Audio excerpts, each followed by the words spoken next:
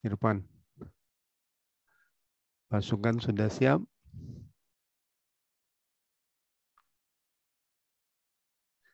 Asisten mana nih asisten? Adam, asisten pasukan.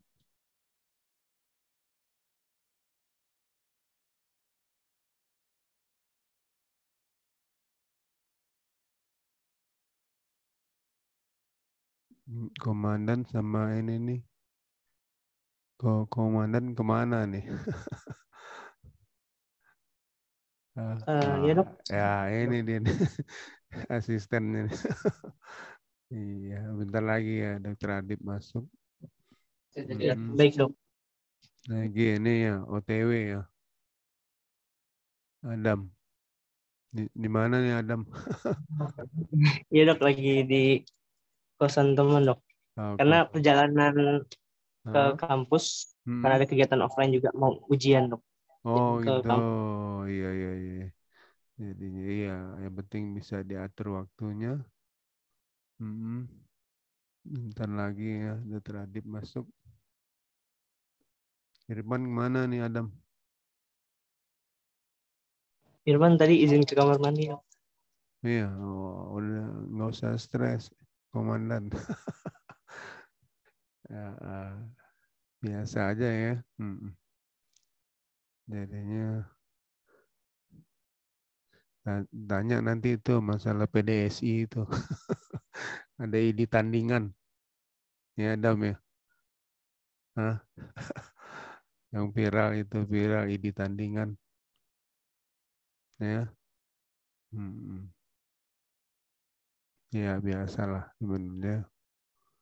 Kalau organisasi profesi itu hanya satu ya di luar negeri seperti itu. Ya, kecuali kalau yang itu yang tandingan itu bukan organisasi profesi, tapi organisasi masyarakat ya, ormas ya. Ya, seperti itu kalau ormas tidak ada masalah ya, berarti berbeda nanti kalau nanti masalah ininya STR, SIP, siapa yang memberikan ininya izin ya. Jadinya kalau organisasi yang bisa memberikan ini izinnya organisasi profesi. Begitu. Nanti siap ditanyakan ke Dokter Adib. Siapa yang mau jadi ketua ini cabang, ini di wilayah, ya, apa di pusat ya. Ya itu di pusat ya tadi ya, ketua PBID ya.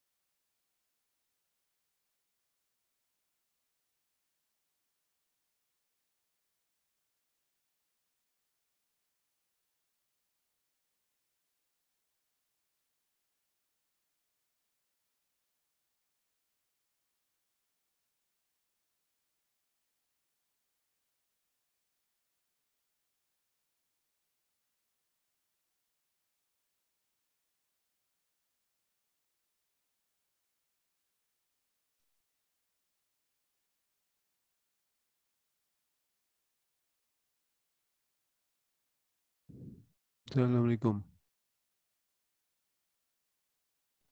Iya dok, waalaikumsalam. Iya, ya.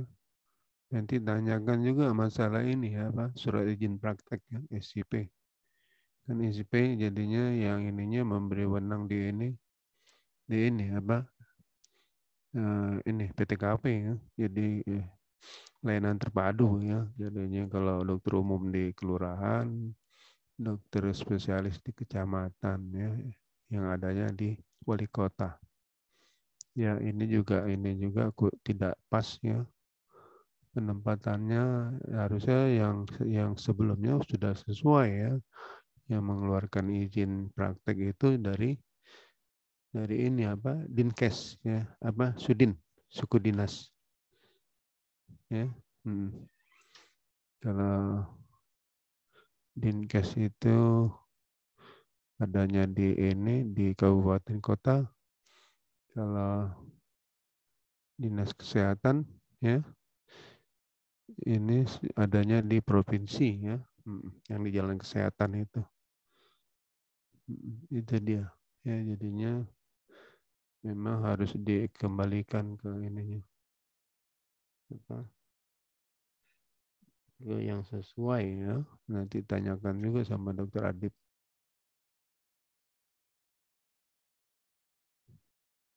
Baik dok, terima kasih Hmm. penjelasannya. Iya.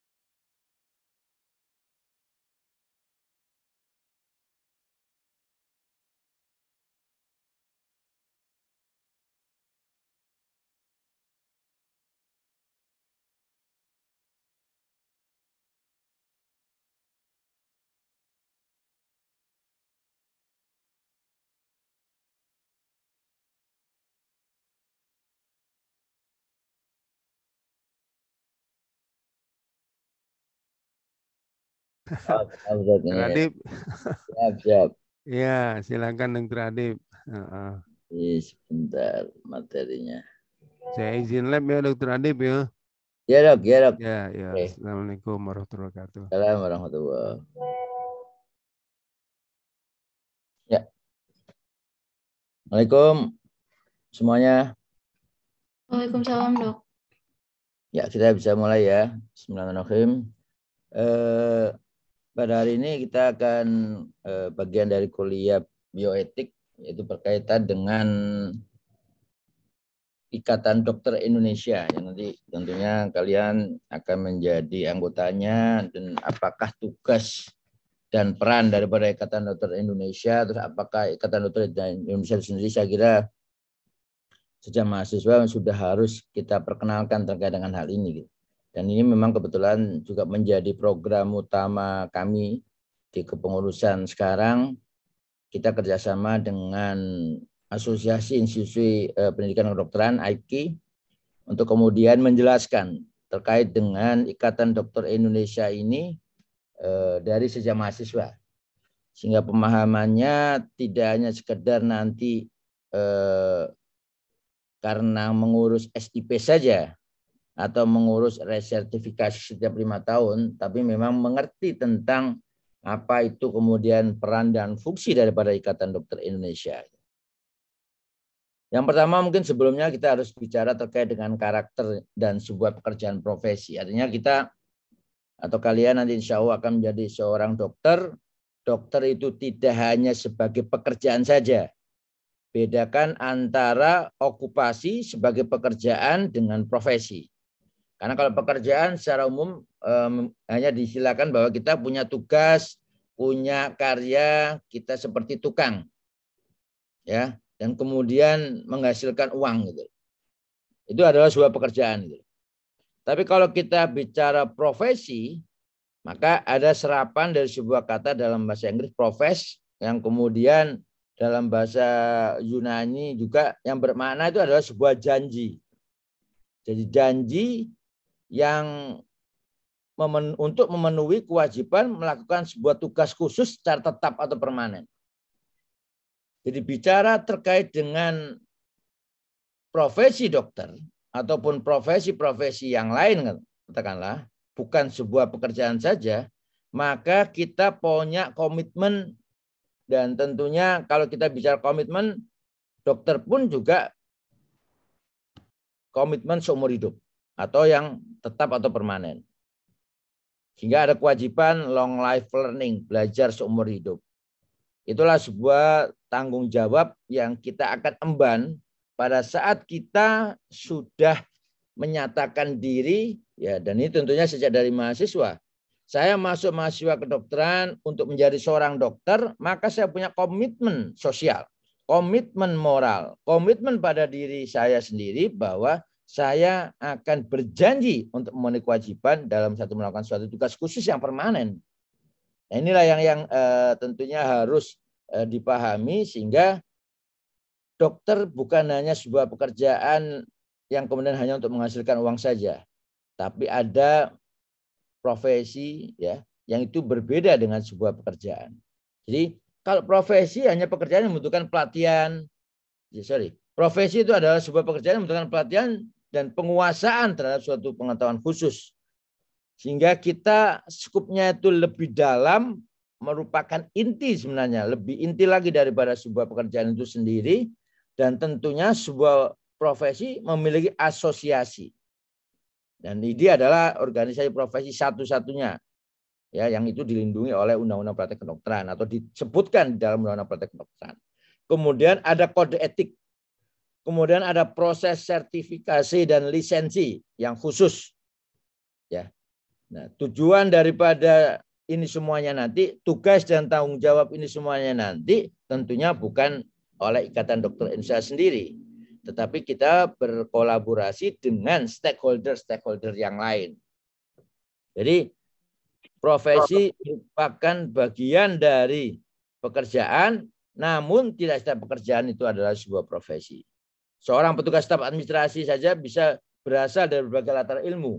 Namun tidak demikian halnya dengan akuntan, pengacara, dokter, yang itu adalah sebuah profesi. Nah, ini tentunya terkait erat dengan etika-etika profesional dalam satu tulisan Pearson tahun 2007 di situs Global Alliance for Public Relations and Communication Management, bahwa profesi mempunyai karakteristik khusus. Yang pertama adalah penguasaan keterampilan intelektual melalui pendidikan dan pelatihan, penerimaan profesi oleh masyarakat luas dan bukan hanya oleh klien atau atasan, dan objektivitas dan standar kinerja. Ini yang kemudian menjadi satu tugas yang cukup berat sebenarnya pada saat kita mengemban, ya, sejak dilantik disumpah menjadi dokter, maka kita berkomitmen menjalankan profesi dokter dengan tanggung jawabnya ini. Jadi tanggung jawab untuk belajar terus-menerus dalam pendidikan, pelatihan, tanggung jawab juga kita itu akan dilihat oleh masyarakat dalam satu kelompok profesi yang memang mempunyai nilai di depan masyarakat. Kemudian kita juga selalu bekerja dengan standar. Ada standar kompetensi, standar pelayanan, standar pendidikan. Itu adalah satu bagian dari tugas dan tanggung jawab yang akan kita emban pada saat kita menjadi profesi menjadi dokter. Nah, untuk menjadi seorang profesional, maka ada satu komitmen tinggi, tanggung jawab tinggi, berpikir sistematis, penguasaan materi, dan menjadi bagian masyarakat profesional. Jadi kalau kita hanya ingin berkumpul dengan beberapa orang dan kemudian mempunyai kepentingan sendiri untuk kita sendiri, itu tidak bisa. Itu bukanlah sebagai kelompok profesi gitu. Dan karena kita adalah menjadi bagian dari masyarakat. Nah, bicara tentang ID juga mempunyai peran sebagai advocating body. Jadi yang memberikan satu advokasi, memperjuangkan, ya, kalau di dalam akte pendirian Ikatan Dokter Indonesia yang di awal berdiri tanggal 24 Oktober 1950, maka disebutkan situ tugas utamanya ada 2, yaitu memperjuangkan hak-hak kesehatan dan kesejahteraan rakyat Indonesia. Yang kedua, memperjuangkan hak kesejahteraan anggota. Sehingga core daripada ID itu adalah anggota. Secara garis besar di ID itu ada ABCG. Jadi ada kelompok akademisi, kelompok bisnis, kelompok clinician, dan kelompok government. Dan di eksternal juga, di mana kita membangun komunikasi juga dengan 4 kelompok ini. Ini yang kemudian nanti kita di slide berikutnya ada yang kita sebut dengan power balance. Sehingga kita mempunyai peran dan tugas yang masing-masing dan saling mendukung, saling bersinergi, dan saling berkolaborasi. 3 hal yang tentunya menjadi satu tanggung jawab di Ikatan Dokter Indonesia, yaitu energizing the profesi, mengenergize the profesi dokter ini untuk selalu mempunyai tanggung jawab yang tadi saya sebutkan di slide awal.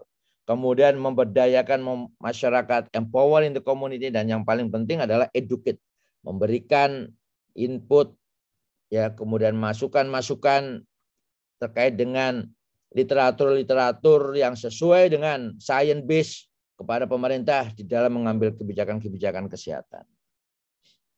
Nilai daripada ID adalah ketuhanan, kemanusiaan, kesejawatan, musyawarah, profesionalisme, dan keadilan.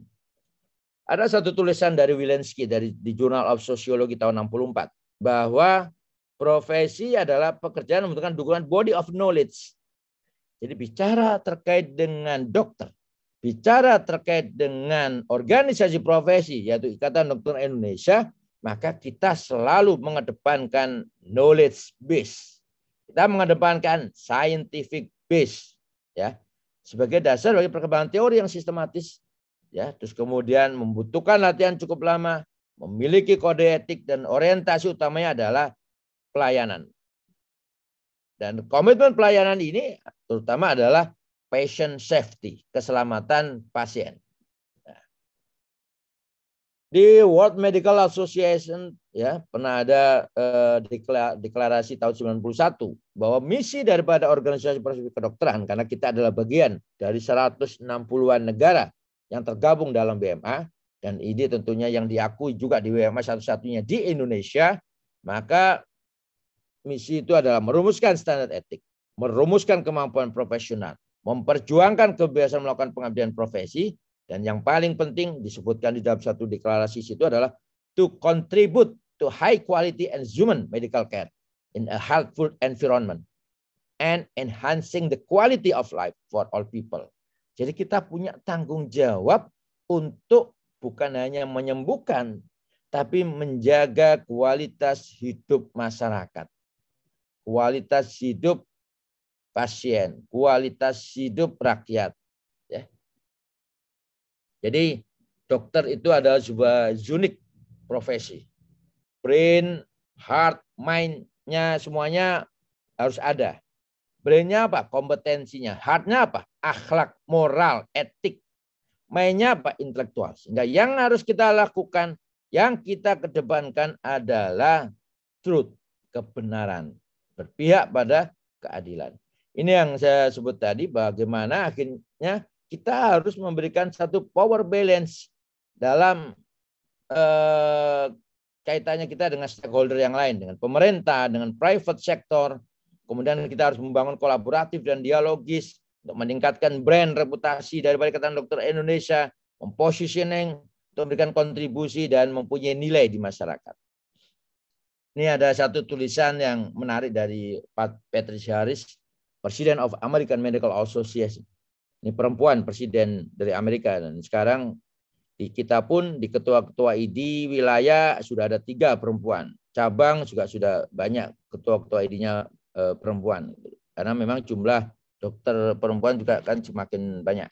Nah, pernyataan dari Patricia Harris itu menyebutkan bahwa tantangan terbesar umat manusia, ini beliau nyatakan pada tahun 2020 kemarin saat pandemi. Saya merasa terhormat menjadi dokter. Profesi yang paling dipercaya di seluruh dunia, bukan hanya di Amerika saja tentunya. Dan kami prihatin, banyak policy kesehatan yang lebih ditentukan oleh politik dan ideologi daripada fakta dan bukti ilmiah. Ini yang kemudian menyebabkan mistrust. Jadi hanya sains. Nah, sekali lagi kalau kita bicara pandemi kemarin, sains. Nah, ilmu pengetahuan, evidence based. Tidak bisa kemudian kita membuat sebuah kebijakan yang karena persepsi personal, persepsi yang dianggap ahli tapi tidak ada evidence base-nya. Nah, ini yang harus kita pahami gitu. Nggak bisa kemudian kita mengatakan bahwa oh nanti hilang sendiri kok. Oh nanti pakai masker cuman yang sakit aja, yang sehat nggak perlu. Ya. Oh nanti akan hilang karena Indonesia negara tropis, COVID-nya mati. Kenyataannya banyak korban yang sudah kita dapati yang terjadi di Indonesia. Nah, ini yang perlu harus dipahami gitu loh. Tanggung jawab ini sebagai bagian dari kebanggaan kita dalam menjalankan profesi, tapi kita juga kemudian harus senantiasa memberikan satu edukasi sesuai dengan sains, sesuai dengan evidence base, bukan hanya sekedar opini atau testimoni belaka gitu. Nah, di dalam Ikatan Dokter Indonesia kita punya struktur kepemimpinan dengan hierarki, serta pembagian tugas dan kewenangan tegas. Fungsi-fungsi teruraikan dengan baik, tata hubungan kerja yang terkendali dan tata kelola organisasi, ada majelis-majelis juga ya, nanti kita jelaskan. Nah, ini. Seorang ketua umum dibantu juga oleh dewan pakar, ada dewan pertimbangan di para senior, para mantan pengurus yang senior dan ketua-ketua sebelumnya, ketua-ketua ID, ketua majelis sebelumnya. Kemudian ada namanya Majelis Kolegium Kedokteran Indonesia. Ini yang bertugas berkaitan dengan kolegium yang mempunyai otonomi terkait dengan pendidikan. Baik itu pendidikan kedokteran di tingkat basic maupun postgraduate, spesialis dan subspesialis.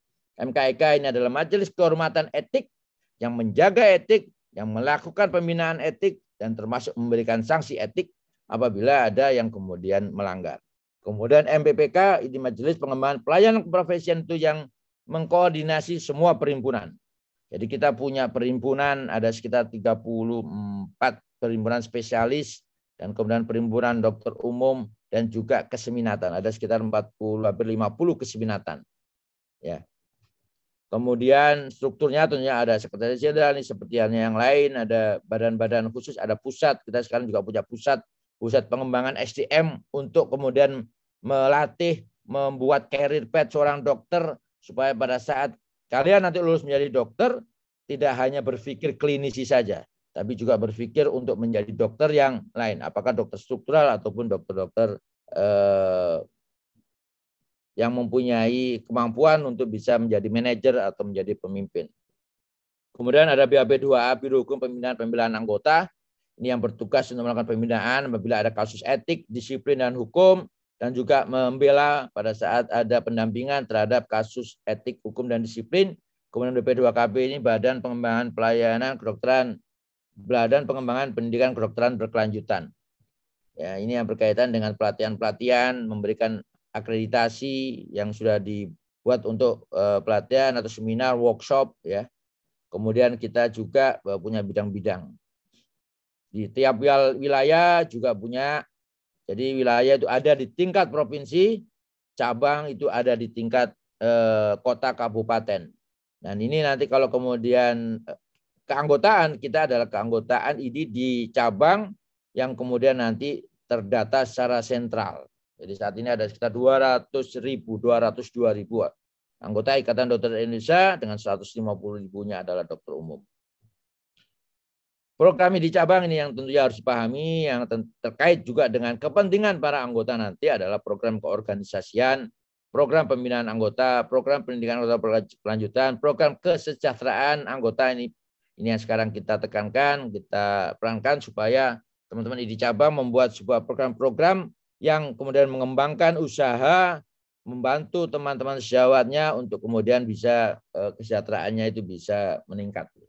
Yang kemudian kayak kemarin waktu baru 2 hari yang lalu saya di Samarinda, di teman-teman ID cabang juga punya program untuk entrepreneur, kewirausahaan, membantu teman-teman dokter untuk yang kemudian punya jiwa-jiwa entrepreneur dengan UMKM.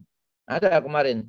Jadi teman-teman dokter yang kemudian punya usaha yang mulai dari membuat perhiasan, ya, perhiasan daerah, kain dan sebagainya, minuman atau alat-alat kesehatan, itu kemudian dibantu oleh ID untuk kemudian memasarkan dan juga mendukung dari usaha daripada anggota. Nah, yang perlu dipahami bahwa di dalam kepentingan atau Ikatan Dokter Indonesia itu tertuang sebagai tugasnya itu bukan kita yang membuat, tapi negara melalui undang-undang. Gitu. Jadi ini harus memenuhi ketentuan kode etik, standar profesi, standar pelayanan, standar prosedur operasional. Kemudian juga ada di dalam Undang-Undang Nomor 24 Tahun 2004 tentang praktek kedokteran, ya. Itu semuanya itu sudah ada, gitu. Sudah tugas tanggung jawab dari Ikatan Dokter Indonesia, bukan ID yang buat, tapi negara. Kepentingan negara yang membuat di situ adalah sekali lagi adalah juga untuk kepentingan rakyat. Jadi undang-undang praktek kedokteran, undang-undang kesehatan yang berkaitan dengan tugas yang harus dilakukan untuk menjaga kesehatan dan meningkatkan kesehatan masyarakat, maka undang-undang tersebut adalah protecting the people, guiding the doctor. Jadi kita punya guiding gitu.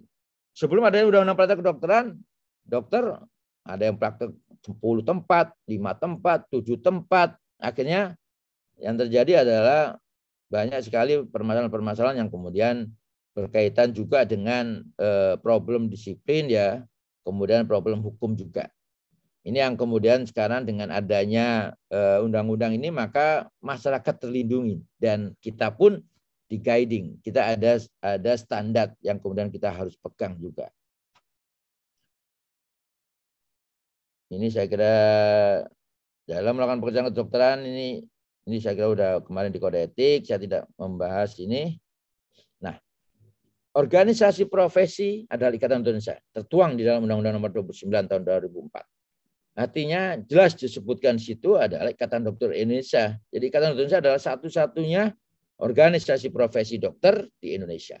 Kalaupun sekarang ada organisasi-organisasi yang menyatakan sebagai organisasi profesi, maka kita kembali lagi pada di undang-undang.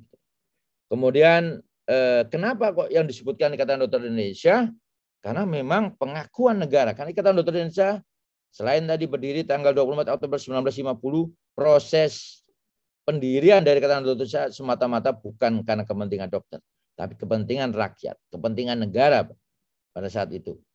Terus kemudian yang juga perlu diperhatikan, pada saat ini tertuang di dalam undang-undang, maka Ikatan Dokter Indonesia menjalankan fungsinya sesuai dengan ini. 6 poin di sini dijalankan fungsinya. Karena ini adalah tugas dari negara. Tapi perlu diketahui, Ikatan Dokter Indonesia membantu negara dengan pembiayaan dari organisasi sendiri. Tidak kemudian membebani dari negara. Jadi penyelenggaraan menjalankan undang-undang yang sudah dilakukan oleh ID itu semata-mata karena tugas negara, dan kita tidak kemudian mendapatkan bantuan dan pembiayaan negara, tapi malah kita membantu negara di dalam menjalankan undang-undang ini. Ini yang perlu dipahami gitu. Sehingga kalaupun sekarang ada isu-isu yang berkaitan dengan tupoksi Ikatan Dokter Indonesia, kewenangan atau dianggap super body, nggak ada yang super body. Karena kita punya tanggung jawab hanya sekedar tugas wewenang karena apa yang ada tertuang di dalam undang-undang gitu loh. Pengawasan dan pembinaan etik, menyusun standar kompetensi, menyelenggarakan, dan di dalam fungsi-fungsinya ini kita nggak berdiri sendiri. Ada asosiasi institusi pendidikan dokteran, ada dinas kesehatan, ada peran-peran dari para stakeholder kesehatan yang lain. Bukan kita satu-satunya, tapi kita berkolaborasi dan menjadi bagian dari stakeholder kesehatan. Memberikan rekomendasi ini pun sebatas rekomendasi, bukan surat izin praktek. Karena surat izin praktek tugas daripada pemerintah daerah. Yang itu sudah tertuang dalam Permenkes 2052. Nah, ini tentunya kenapa sih Ikatan Indonesia harus yang bisa memberikan rekomendasi? Secara sederhana yang harus dipahami, siapa yang bisa mengawasi anggota? Tentunya organisasinya. Siapa yang tahu tentang menjalankan profesi dokter? Tentunya dokter itu sendiri. Itu yang harus dipahami.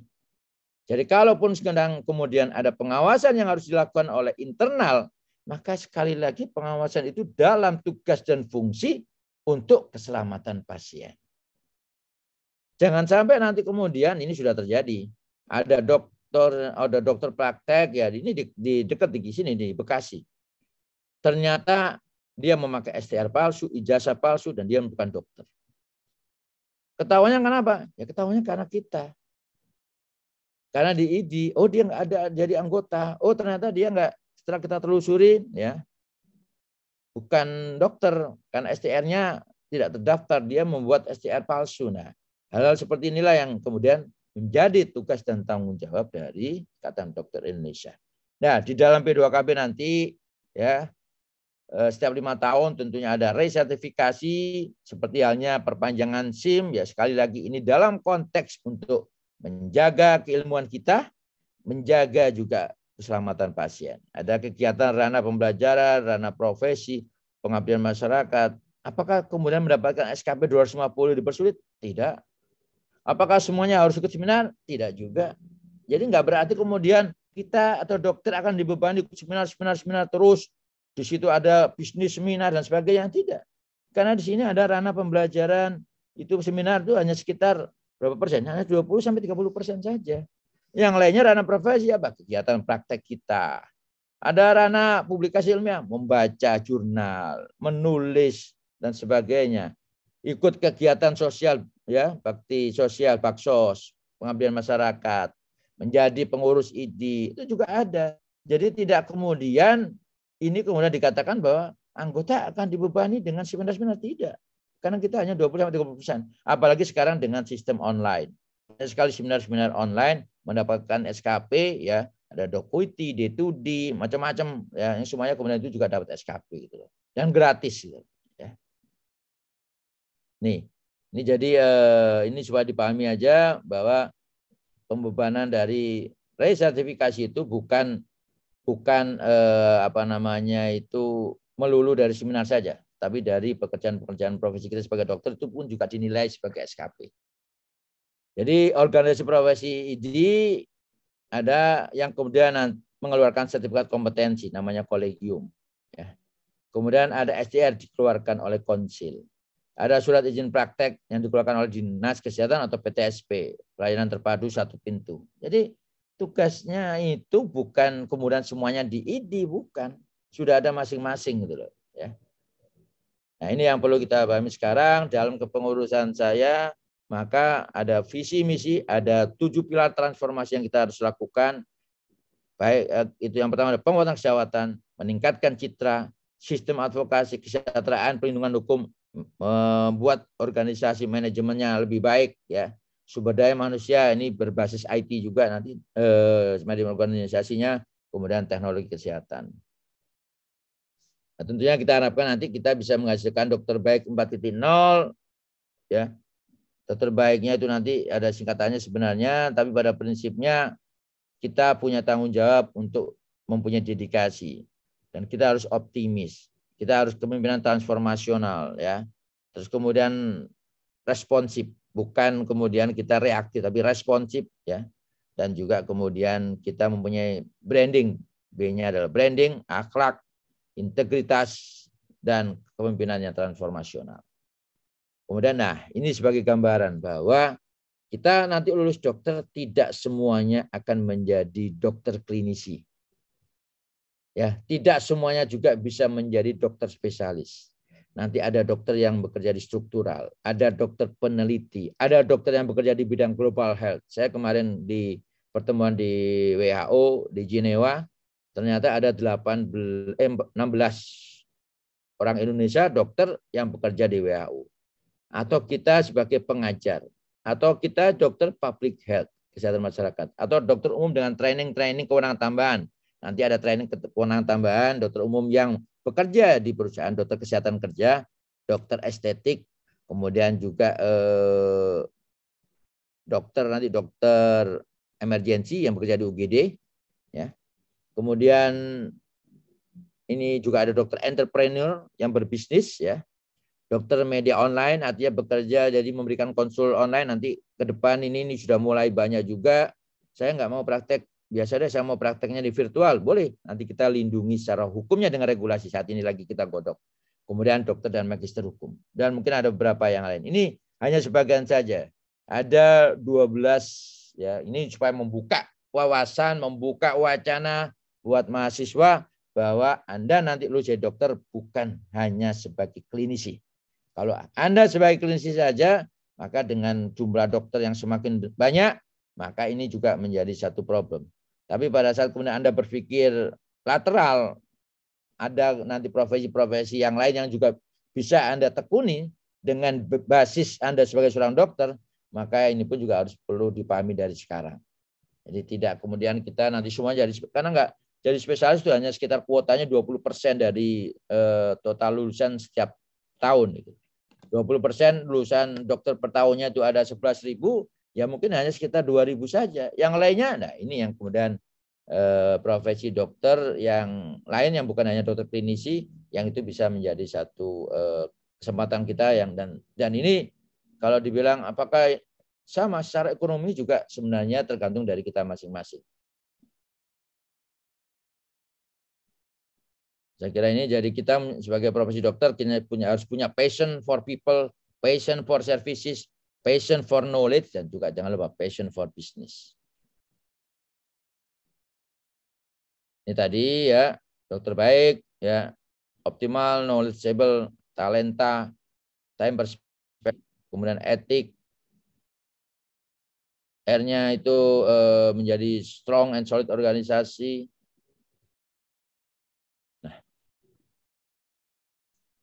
Kalau dokter baik dihitung itu hanya 96%. Harus ditambah 4. Makanya dokter baik 4.0. Dokter baik yang siap dengan era digitalisasi sekarang 4.0 untuk menjadi 100%.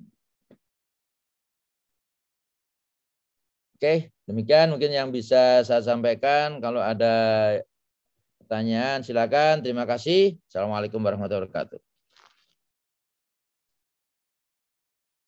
Silakan kalau ada yang mau ditanyakan.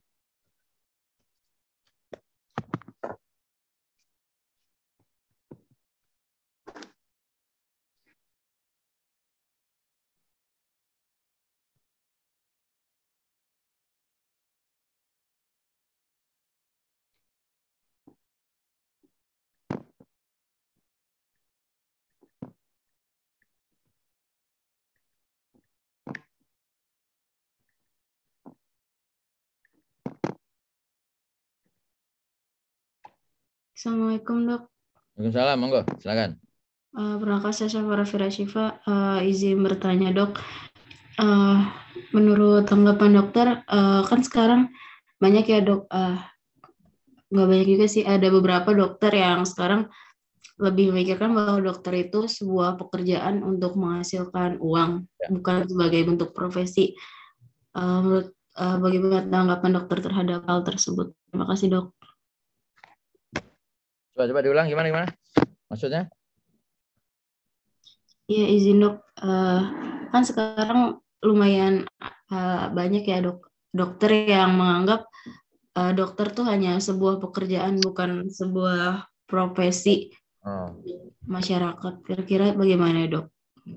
Ya, jadi kembali lagi pada komitmen awal pada saat kita menjadi mahasiswa kedokteran. Itu yang pertama. Ya, saya kadang-kadang agak sedikit ini juga kalau saya bertemu dengan mahasiswa di awal-awal baru masuk, selalu saya sampaikan begini. Kalau Anda menjadi dokter untuk menjadi kaya, maka sebaiknya Anda tidak melanjutkan pendidikan menjadi mahasiswa kedokteran. Kenapa? Karena tadi.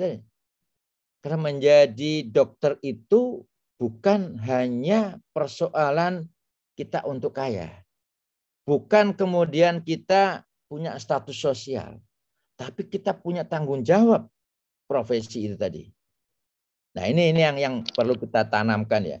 Saya berharap sekarang yang ada 146 atau 145 mahasiswa kedokteran FKKU IBJ juga punya komitmen seperti itu gitu loh. Terlepas dari yang namanya mohon maaf pembiayaan sekolahnya mahal ya, biayanya mahal dan sebagainya. Terlepas dari itu, maka kembali niatkan pada diri Anda semuanya. Menjalankan nanti Anda menjadi dokter bukan untuk menjadi kaya. Itu harus pertama. Dan ini pun juga perlu juga kita sampaikan juga kepada keluarga kita, kepada orang tua kita, bahwa komitmen kita menjadi dokter itu bukan kita hanya secara ekonomi saja. Nah ini yang harus kita pegang gitu loh. Nanti kalian akan menghadapi, ya ini masa yang pernah juga saya secara pribadi alami. Pada saat kita lulus menjadi dokter, pandangan ya saya bicara orang terdekat lah. Orang terdekat keluarga ya, tapi bukan orang tua saya. Bahwa, wah ntar lagi nanti duitnya karungan dong. Ini orang Jawa, kalau duitnya karungan dong. Banyak dong duitnya jadi dokter, bla bla bla. Nah, itu yang kemudian muncul gitu loh. Tapi yang menjadi semangat malah dari orang tua pada saat itu. Jadi dokter itu, ya ini semangat yang diberikan oleh almarhum ayah saya itu. Jadi dokter itu, ada dua pahala yang nanti akan kamu dapatkan. Ada dua kemanfaatan yang akan kamu dapatkan. Satu, duniawi. Pahala dunia. Di dunia. Yang kedua, akhirat. Ya. Kalau di dunia, kamu dapat rezeki dari situ. Ya. Rezeki pada saat kita melakukan pelayanan. Ya. Tapi di akhiratnya, yang itu tidak ada di profesi yang lain. Pada saat kamu menolong, menyehatkan, menyembuhkan, bagaimana semua pasien itu pasti akan mendoakan kita. Itu nggak ada di profesi yang lain itu loh. Itu hanya di profesi dokter. Nah itu yang harus dipahami gitu loh. Yang kita beli ya dengan biaya mahal sekarang untuk sekolah itu gitu loh. Nah ini yang harus komitmen ini yang harus kita ini banget gitu ya. Kalau masalah rezeki ya mohon maaf ya. Rezeki sudah ada yang menentukan. Gusti Allah itu sudah memberikan takdirnya kita nanti dengan rezeki kita masing-masing. Nggak usah kita kemudian memaksakan diri, nggak usah kemudian kita akhirnya membuat sebuah hal-hal yang malah kemudian kita salah baik dalam menjalankan profesi ataupun salah secara secara agama, maka kita sebenarnya sudah ada rezeki kita masing-masing. Ya dalam kesempatan kali ini pun juga ini perlu juga saya sampaikan dari aspek pengalaman pribadi juga. Gitu. Saya nggak pernah terpikir saya menjadi seorang ketua ID. Saya nggak pernah terpikir saya menjadi dokter spesialis ortopedi. Saya nggak pernah terpikir juga dengan kemudahan rezeki yang saya dapatkan sekarang. Tapi itu mengalir saja. Dan itu semuanya pada saat kita menjalankan profesi itu hanya untuk mencari ridha Allah, maka itu pasti akan kita dapatkan semuanya. Yakin pasti kita akan dapatkan semuanya. Dan itu terjadi. Itu terjadi gitu. Ya, saya bilang saya bukan orang siapa-siapa gitu. Bahkan dulu kalau kita masuk spesialis, mohon maaf, ada kata-kata yang ya ini ada benarnya juga gitu. Dan sempat akhirnya sekarang pun jadi diskusi yang menganggap bahwa sekolah spesialis di Indonesia itu susah gitu. Jadi saya orang biasa-biasa saja ya, terus kemudian bisa sekolah spesialis, padahal kalau katanya sekolah spesialis, apalagi saya orang Airlangga yang harus sekolah di UI, wah susah itu kalau masuk spesialis. Karena kalau yang masuk spesialis itu tidak salah lahir. Maksudnya apa, Prof? Ini salah satu Prof. Tidak salah lahir dari anaknya profesor, tidak salah lahir dari anaknya konsulen, tidak salah lahir dari anaknya orang kaya. Tapi alhamdulillah gitu tadi. Karena apa? Perjuangan kita, karena semangat kita, dan karena juga kita menjalankan profesi itu untuk, ya kalau kita bicara agama, mencari ridha Allah. Itu sebuah komitmen gitu. Jadi saya berharap semua yang mahasiswa yang saat ini yang ikut kuliah ini, jalankan profesimu dengan baik, ya. Apalagi kalau kita sudah diajarkan di Muhammadiyah, kemuhammadiyahan kita diajarkan di situ, maka mencari ridha Allah itulah yang menjadi semangat kita, sehingga insya Allah rezeki itu akan ada, ya. Ya kan kalau sekarang kita bicara terkait dengan dokter, Bang, enakan di kota semua, dan gak enak sekarang di kota, udah banyak dokternya. Dan jujur saya katakan, saya keliling hampir seluruh Indonesia, saya udah kelilingin. Ketemu teman yang ada di Berau itu Kalimantan Timur sana, dekat Derawan. Gak ada apa-apa di sana, gak ada mall. Tapi alhamdulillah secara ekonomi baik. Karena apa? Dia dokter umum, ya, dokter puskesmas saja. Tapi kemudian pelan-pelan dia nabung beli lahan kelapa sawit. Lumayan, saya tanya, kamu berapa ini tanahmu di kelapa sawitmu? Ya nggak banyak sih, 8 hektar. 8 hektar bukan nggak banyak itu Pak. Nah, saya bilang gitu. Nah, kemudian dia punya apa namanya itu, ya dia di tanahnya dia buat rumah walet, burung walet. Punya berapa kamu? Punya 2. Nah, kita nggak bisa mengatakan bahwa di sana itu secara ekonomi lebih, enggak. Tergantung kita gitu loh. Seorang dokter spesialis teman saya malah lebih enak di kampung, istilahnya di daerah. Dia jadi raja di daerah. Jadi bahasanya mencari uangnya, mencari rezekinya itu di daerah, foya-foyanya di kota. Kalau kita kan kebalik, saya praktek di Jakarta, saya nyari uang di Jakarta, rekreasinya di daerah. Salah. Kalau teman-teman itu cari uangnya di daerah, kemudian rekreasinya di kota gitu loh. Nah, inilah yang kemudian menjadi semangat buat kita tentunya, buat kalian semuanya juga. Jangan takut menjadi dokter, jangan takut miskin, jangan takut juga kamu nanti di daerah itu jadi miskin, tidak. Saya senang kemarin ketemu ada teman alumni UMJ yang ada di Ambon, yang ada di Kalimantan Selatan, ya. Senang kenapa? Dan dia senang ada di situ, senang gitu loh. Jadi jangan berpikir semuanya mau di daerah di Jakarta, Jawa. Kalau bicara sekarang transport, nanti kasihan nih. Ada banyak pesawat, hampir semuanya ada. Sekarang udah mulai hidup, kemarin pandemi sempat ini ya. Tapi sekarang udah mulai ini lagi. Semua pesawat ada. Sampai di ujung pun ada. Saya ke Berau naik pesawat. Ya. Jadi nggak ada yang kemudian tidak bisa terjangkau di kita saat ini. Tapi pada prinsipnya tadi, profesi dokter itu bisa hidup, ya, bisa di mana saja, dan insya Allah juga akan ada rezekinya masing-masing. Ya, silakan kalau ada mau tanya lagi. Assalamualaikum dokter, saya atas nama Divya izin bertanya. Jadi pertanyaan saya, apakah surat izin praktek seorang dokter itu rahasia dok? Nah, kita meyakinkan pasien kalau itu berlaku dok. Dan untuk dari kacamata pasien itu sendiri, bagaimana cara pasien mengetahui apakah seorang dokter tersebut legal dalam praktek dok? Sekian dokter, terima kasih banyak. Nah, ini bagus, pertanyaan bagus ini. Jadi memang sekarang pasien semakin cerdas.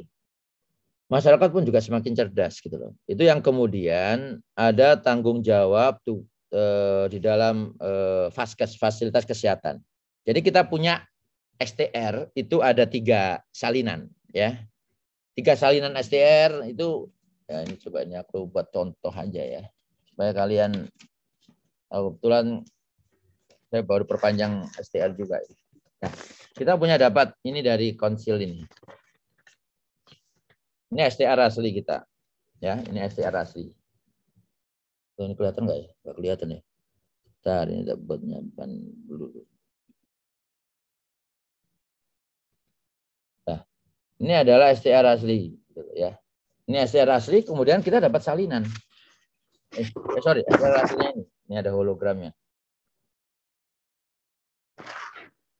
Nah, kemudian kita ada salinan. Nah, ini ada salinannya. Ini ada salinan 1, ada salinan 2, ada salinan 3. Ini resmi dan ini nggak boleh hilang. Nah, salinan 1, 2, 3 ini tujuannya apa? Setiap salinan ini nanti kita akan tempatkan di vaskes di mana kita praktek. Ya, termasuk juga salinan ini bisa kita buat kalau kita mau praktek mandiri, praktek pribadi. Jadi setiap vaskes hanya 1. Jadi kita hanya punya 3 tempat praktek saja. Nah, pada saat kita di 3 tempat praktek, STR ini kita bawa ke Dinas Kesehatan atau ke PTSP ya. Dan sekarang semuanya bisa online gitu. Pelayanan terpadu 1 pintu. Nanti dari situ akan keluar namanya SIP. Ya. Tentunya di dalam saat kita sudah mendapatkan ini, terus kemudian kita datang, kita perlu ada namanya rekomendasi dari Ikatan Dokter Indonesia. Dan saya katakan sekarang, kalau ada yang mempersulit, kami akan bantu. Artinya kami dari pengurus besar menyatakan, jika ada teman-teman ID cabang yang mempersulit anggota mendapatkan rekomendasi, tolong sampaikan ke kami. Kami akan bantu. Nah, ini yang kemudian setelah udah ada SIP, SIP-nya itu nanti kemudian ada di vaskes tadi, di rumah sakit tadi. Jadi pada saat nama kita sudah ada di rumah sakit, itu berarti itu artinya apa? Kita sudah punya SIP di situ. Apalagi sekarang dengan era BPJS. Kalau kita habis kayak kemarin saya habis, ya udah, dokter SIP-nya belum selesai. Maka dokter nggak boleh praktek dulu. Ya udah, memang nggak boleh praktek dulu. Gitu. Itu kalau kita di vaskes. Tapi kalau di tempat praktek pribadi, yang kita sarankan SIP itu difoto, dipigura, ditaruh di tempat praktek kita. Nah, ini yang tadi saya bilang. Ini yang harus hati-hati. Ada pemalsuan juga. Kemarin yang kita temukan di Bekasi. Ada pemalsuan STR-nya, ada pemalsuan ijazah, dan akhirnya, dan itu Dinas Kesehatan tertipu juga. Dikeluarkanlah itu SIP gitu. Nah, ini yang ya jadi salah juga, dan saya nggak tahu itu dia dapat rekomendasi ID-nya dari mana, tapi yang jelas keluar itu SIP. Nah, ini yang penting sehingga pada saat itu muncul seperti itu, maka ID bisa kemudian langsung. Ini kemarin langsung ketahuan, tapi karena udah mau ketahuan dia kabur orangnya. Nggak tahu kemana, akhirnya kabur. Dia nggak ada di rumah sakit itu lagi. Nah, bagaimana masyarakat tahu sekarang? Nah, sekarang masyarakat itu tahu, dokter ini benar dokter enggak? Atau dia SIP-nya atau STR-nya udah habis belum? Kita bisa lihat di www.kki.go.id. Masyarakat boleh tahu. Nanti dari www.kki.go.id itu nanti akan muncul. Nah, sebentar ini kalau supaya ini pertanyaan bagus yang banyak masyarakat pun juga sering di media pun juga saya bantu ini juga ini. Sebentar. Coba saya ini ya.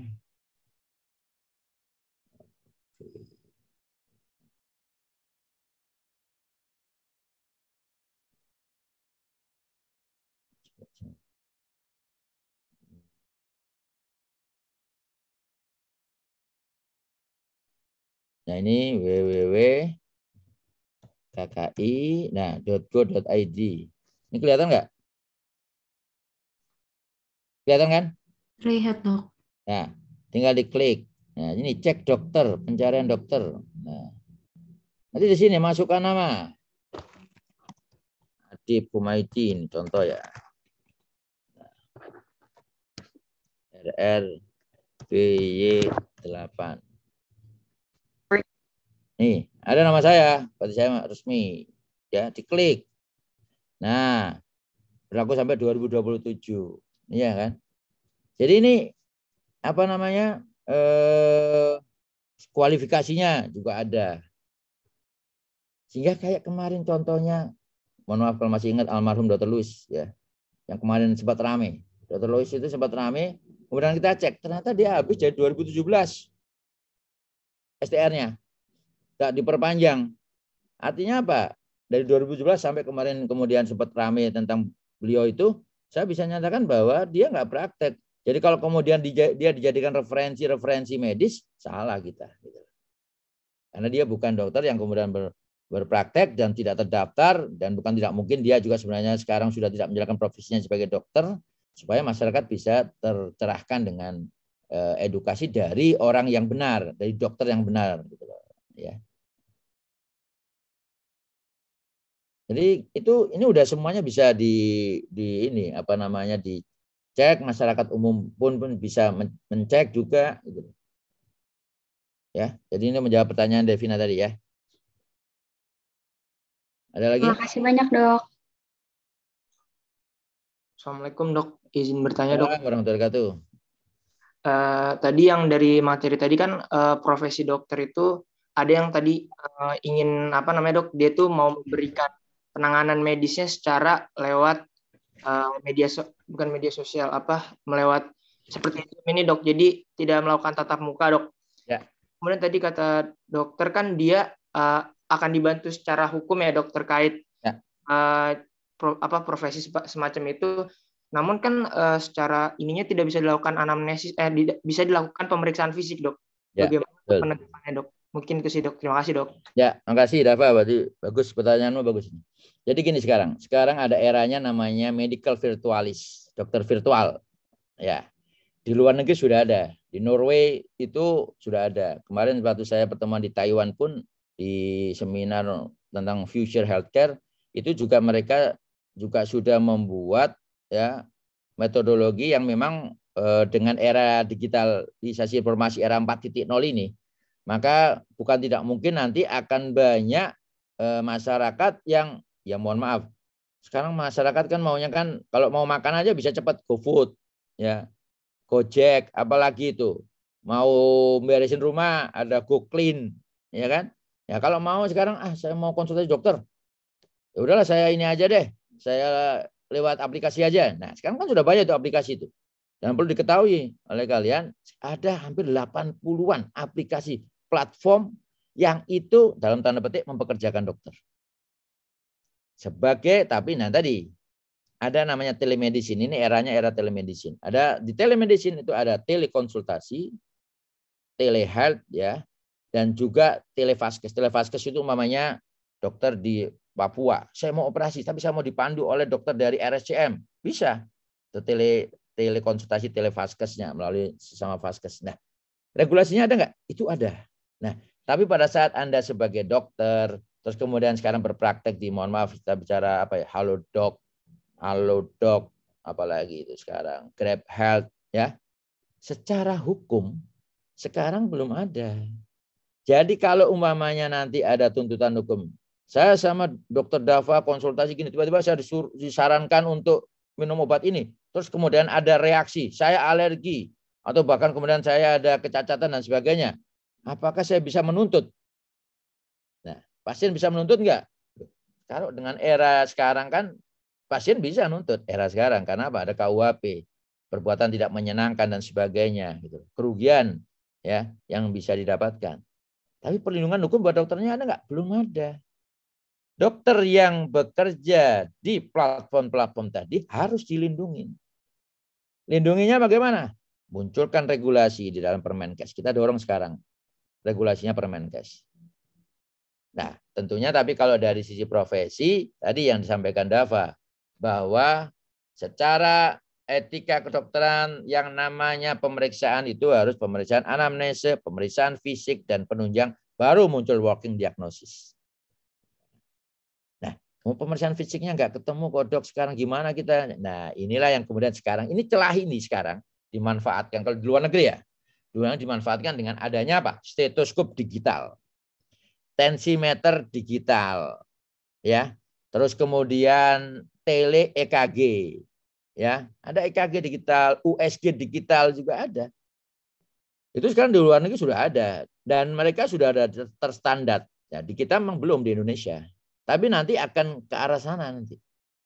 Jadi di aplikasi itu nanti apalah disambungkan dengan apa, dia bisa tahu tensinya pasiennya itu. Bisa tahu detak jantungnya. Ini kan udah seperti ini. Nah, kalau itu kemudian ada regulasinya, maka itu pun juga bisa dijadikan satu proses pemeriksaan fisik yang itu secara digital.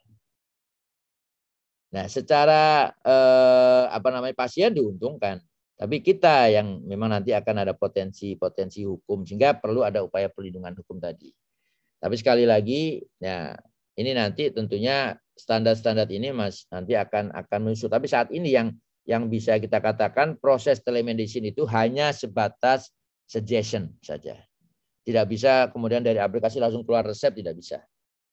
Karena untuk menjadi keluar resep, berarti kita butuh terapi, kita butuh diagnosis. Padahal kita belum melakukan pemeriksaan fisik. Tapi kalau kita bekerja di Vaskes, mamanya gini, saya bekerja di salah satu rumah sakit swasta. Terus kemudian rumah sakit swasta itu bekerja sama dengan Halodoc. Kemudian di dalam aplikasi itu bisa konsultasi. Kemudian kita memberikan resep. Karena sudah ada rekam medik yang sudah kita dapatkan dari pasien itu yang ada di rumah sakit tersebut. Nah itu baru boleh. Tapi kalau kemudian kita langsung ini, kemudian kita nggak kerjasama dengan Vaskes, kita nggak bisa mengeluarkan resep. Itu Dava ya. Ya. Terima kasih banyak dok. Ya, ada lagi? Jam 9 ya, kalian ada kuliah lagi ya? Oke, kalau tidak ada, mungkin kita bisa akhiri. Makasih dari responnya, banyak pertanyaan yang saya kira ini belum semuanya, saya yakin masih banyak pertanyaan. Mudah-mudahan ini semakin mencerahkan tentang profesi dokter itu sendiri, tentang Ikatan Dokter Indonesia, dan tentunya bagi kami ya dengan situasi-situasi saat ini mungkin kalian dengar ada nama-nama lain selain ID, maka kita bicara regulasi, kita bicara sekarang ID itu bukanlah super body. Dan saya yakin juga semua mahasiswa UMY pasti akan sangat paham bahwa organisasi profesi dokter satu-satunya itu adalah Ikatan Dokter Indonesia. Saya kira itu mungkin yang kuliah pada hari ini. Terima kasih atas perhatiannya. Mohon maaf, tetap semangat buat kalian semuanya menjalankan sebagai mahasiswa dan menjadi dokter baik 4.0. Terima kasih. Billahi taufiq wal hidayah. Assalamualaikum warahmatullahi wabarakatuh. Waalaikumsalam dokter. Terima kasih banyak dok. Terima kasih banyak dok. Ya. Dok.